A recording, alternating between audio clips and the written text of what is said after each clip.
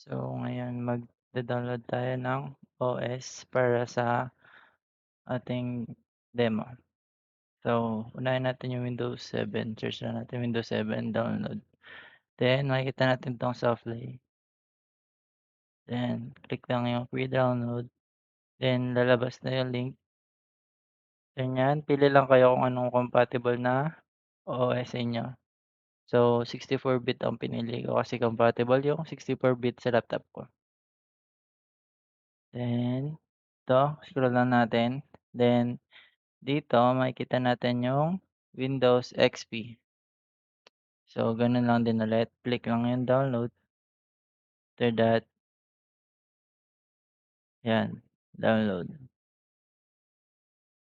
Then wait lang natin. So hanapin natin yung last, yung Windows Server. So 'yan, mali 'yan.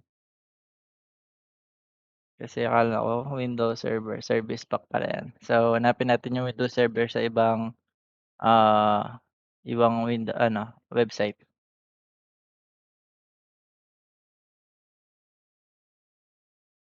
Then Windows Server download, 'yan.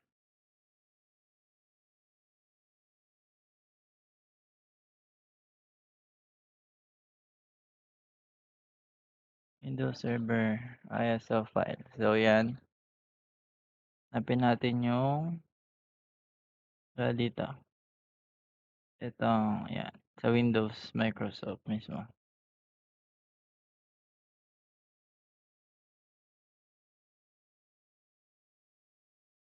'Yan. So click lang natin 'to, 64-bit. 'Yan, waitan natin ma-download. Okey na. So 'yan, so 'yan na yung mga na-download nating, mga OS file. So ngayon open lang natin yung VirtualBox, click new para gumawa ng bago. Sulat natin dito Windows 7. 'Yan, lalabas na agad yung OS niya. So next na natin 'yan. Then ngayon lalaki natin yung storage para mas mabilis siyang mag-install. Next, 'yun lakihan din natin 'tong storage dito, 'yan, next lang natin. And after that, click the settings, then yung storage, then click natin yung compact disk diyan, 'yan. Ta's magcho-choose tayo ng ISO file, then hanapin natin yung OS, Windows 7, 'yan. So next, ayan, start na natin and then ready to ano na tayo, install. Yeah, gang. Hmm.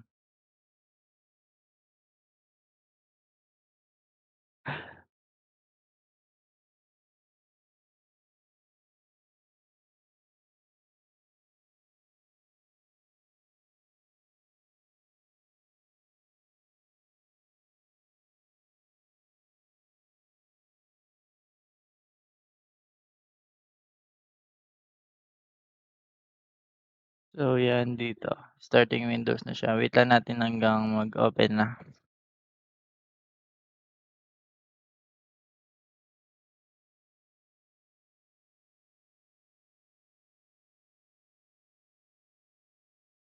Starting Windows. Optimize natin 'yan.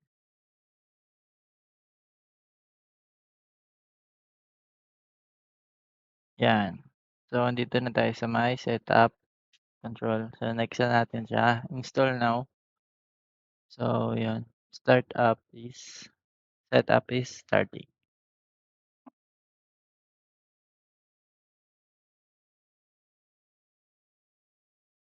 Wait lang natin.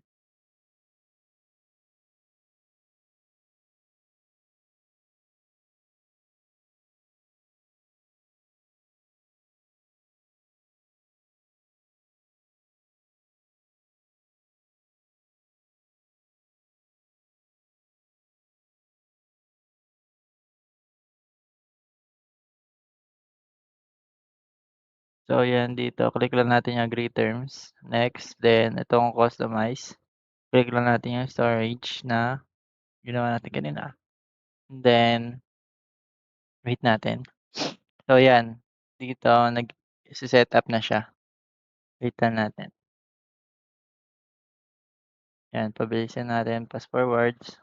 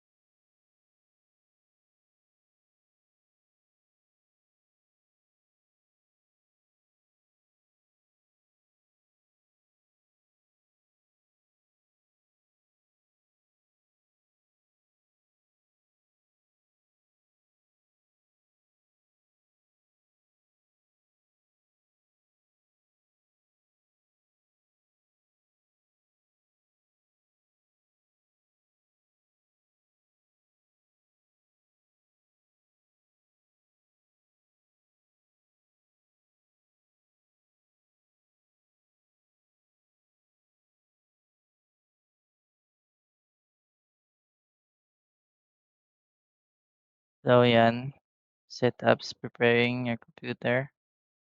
Yan, malapit na matapos yan. Wait lang natin.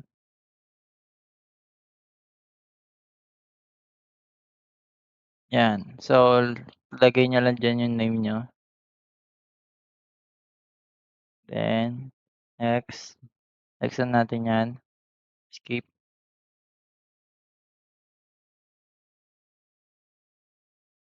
So, may mga existing na product key para dyan. Pero, hindi na ako naglagay ng product key ko. Ayan. Skip na natin yan.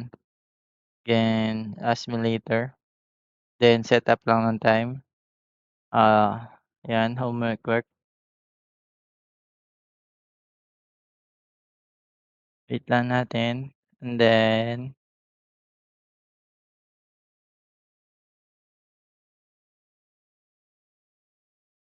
yan. So, yan. Nasa mismong desktop ka na mamaya. Wait lang natin yung loading. Yan, preparing your desktop.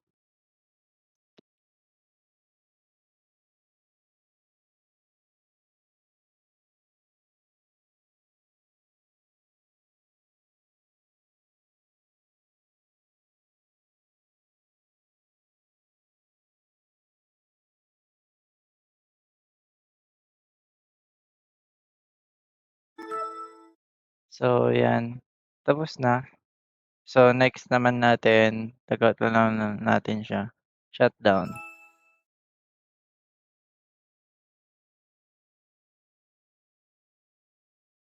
Shutdown na natin. Yan. Then, next natin, mag-renew ulit tayo. Then, lagyan natin Windows Server.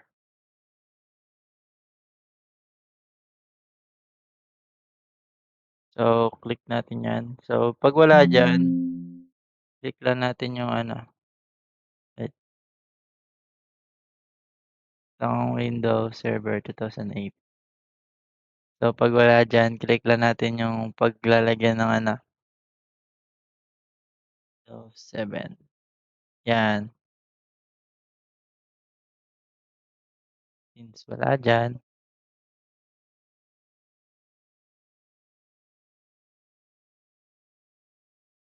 Windows Server.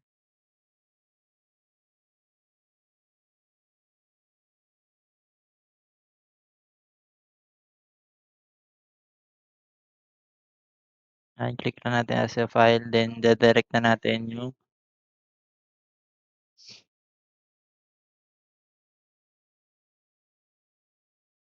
so tanggalin natin 'yan.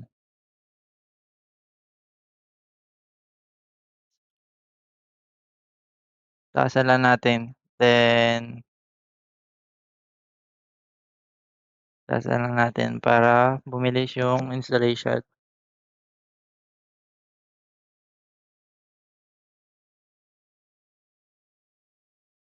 So wait lang natin.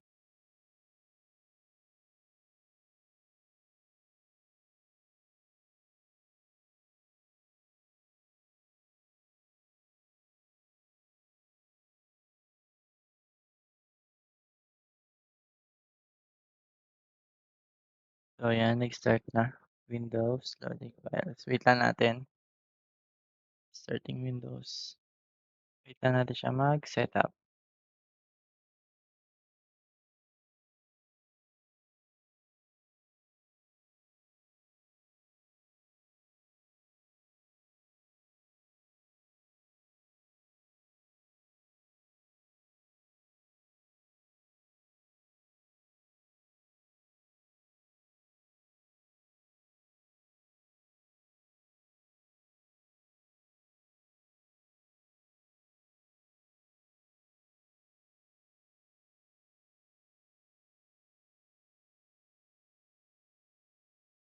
So 'yan, same process lang siya dun sa, Windows 7. Pa-fast-forward-an na lang din natin siya. So, wala ka naman ng pipindutin diyan. Hintayin mo na lang siyang mag-install.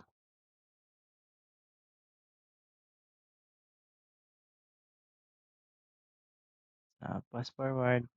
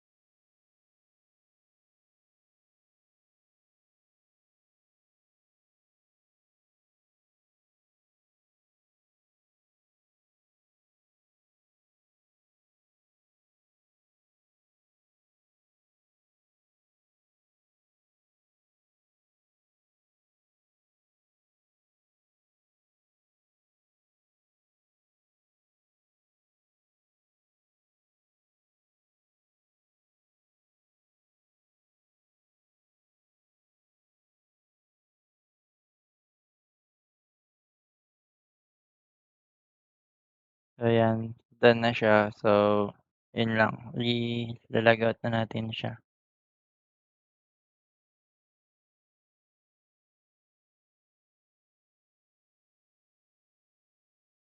Refresh na natin, then log out.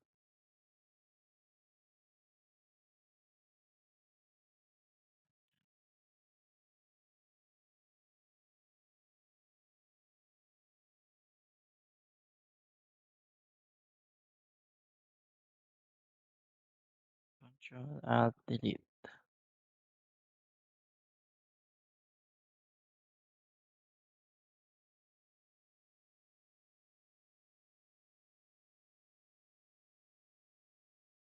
So, X lang natin yan. Tapos na kasi yan.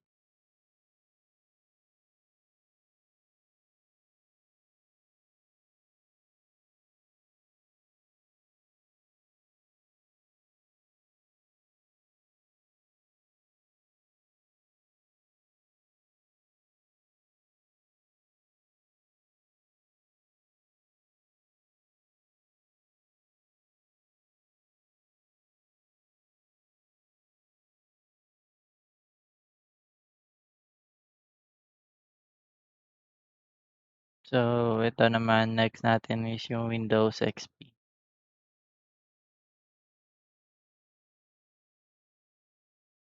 Yan. Taasan lang din natin ulit yung ROM. Taasan din natin yan. So, save natin. Start, save, save. Yan. So, then, start natin. Wait na natin siya ng power up. Yan.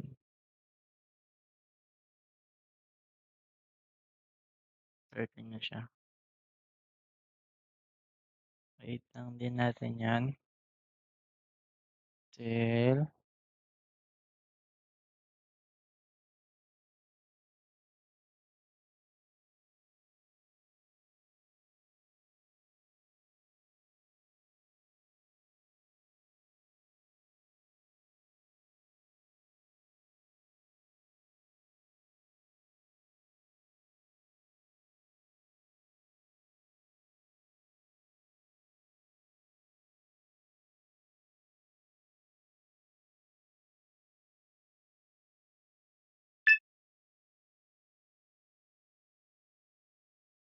so, yan dito, kailangan natin mag-input ng product key.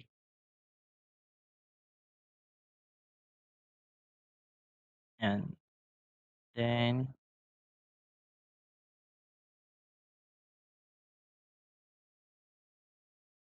yan.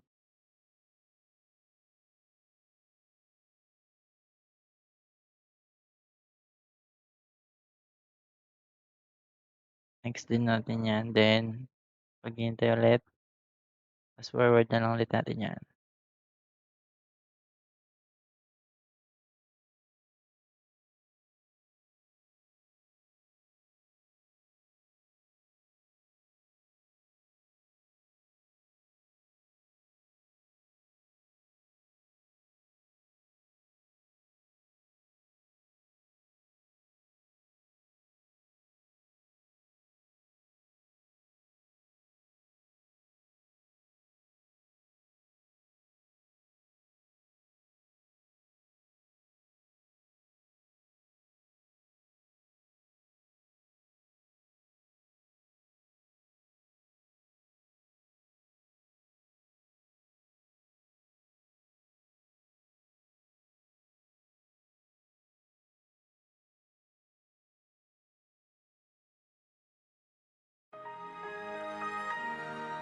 So, yan.